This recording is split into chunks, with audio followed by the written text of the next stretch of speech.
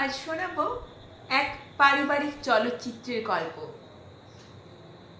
বাগবাজারের খালধারে ছিল আমাদের বাসা বাড়ি। আমরা 4 ঘর ভাড়াটে ছিলাম। সিঁড়ির কোনায় ঘুঁটের ঝুড়ি রাখা নিয়ে শিখার মায়ের সাথে আমার মায়ের তুমুল ঝগড়া হয়েছিল। আমার বোন একবার আমার সোনার হরিণ চাই গানটা গাইছিল। অমনি শিখাটা চেঁচামেচি শুরু করে দিল, লজ্জা করে না আমাদের গান গাইছিস? একদম গাইবি না আমাদের গান। শিখার বাবা গানের মাস্টার ছিল। শাড়ি পরা বড় বড় মেয়েরা ওনার কাছে গান শিখতে আসতো।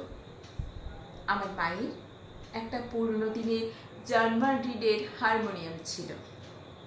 বাবা যেদিন টিউশন সেরে আসতে দেরি করতো, মা সেদিন হারমোনিয়ামটা নিয়ে বসতো। একদিন আমার মা সোনার হরিণ চাই গাইছিল। আমি ঠোঁটের সামনে হাত রেখে বললাম, চুপ চুপ মা, এটা গেও না, এটা শিখাদের গান। মা ঘাড় কাত করে বলল, আহ্লাদ, ওদের গান কেন হতে যাবে? এ গান রবীন্দ্রনাথের। রবীন্দ্রনাথ সবার। তখনও স্কুলে ভর্তি হইনি, হাসি খুশি শেষ করেছি। গোটা দেওয়ালে, সারা দেওয়ালে মা তাকিয়ে দেখল, একটাও রবীন্দ্রনাথের ছবি নেই।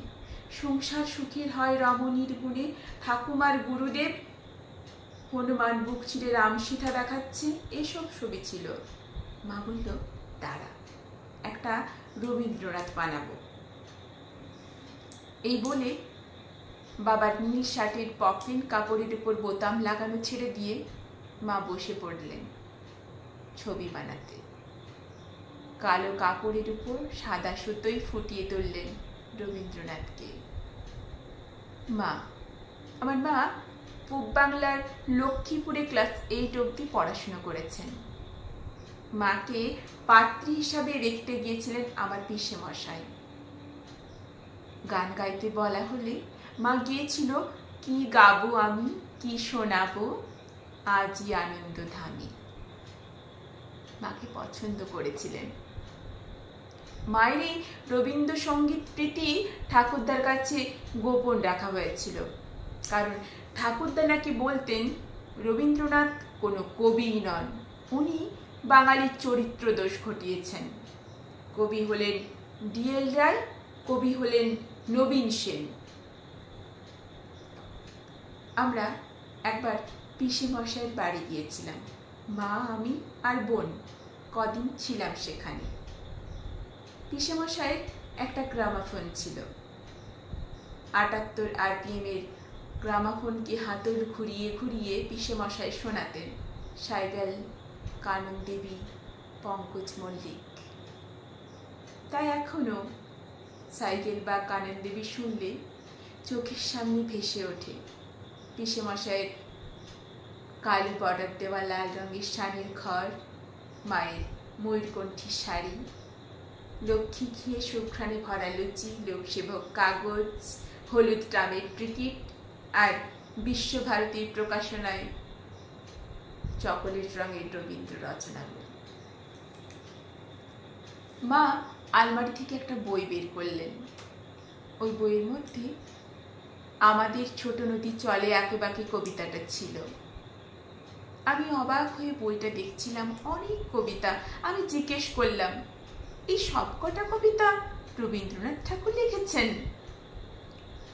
মা তখন আলমারির গায়ে হাত বুলিয়ে বললেন, এখানে যতগুলো বই, সব বইগুলোর সব কটা কবিতা রবীন্দ্রনাথ ঠাকুরের লেখা।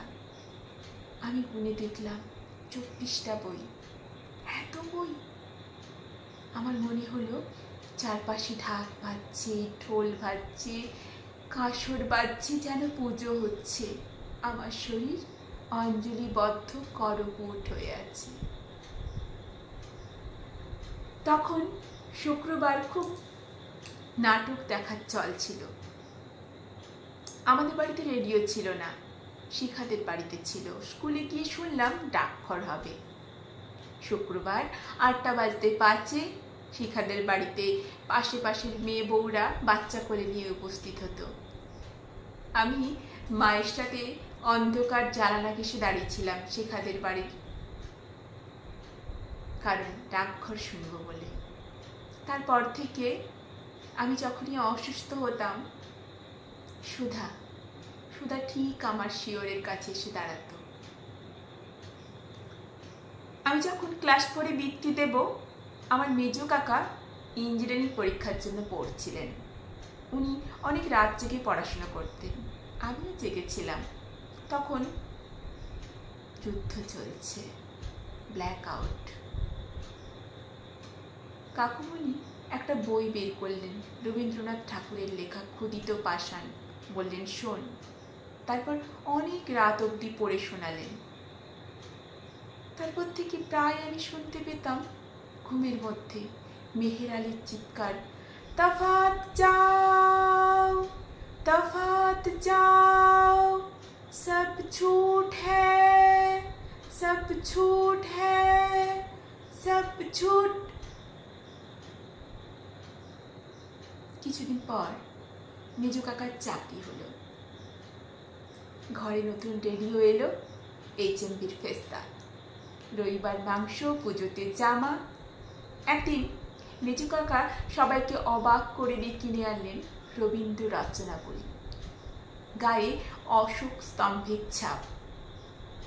মায়ের মাথা থেকে সেদিন বারবার ঘোমটা খসে পড়ছিল। আমার মেজো কাকা চাকরি পাওয়ার 1 বছর কম দিন বেঁচে ছিলেন। উনি হয়তো মৃত্যুটা টের পেয়েছিলেন। 17 দিন রোগ ভোগের পর উনি মারা যান। নইলে কেনই বা বলবেন, যদি মারা যায় আমার অনেক ফুলের স্তবক দিস আমাকে, আর শ্রাদ্ধের দিন রবীন্দ্রসঙ্গীত বাজাস।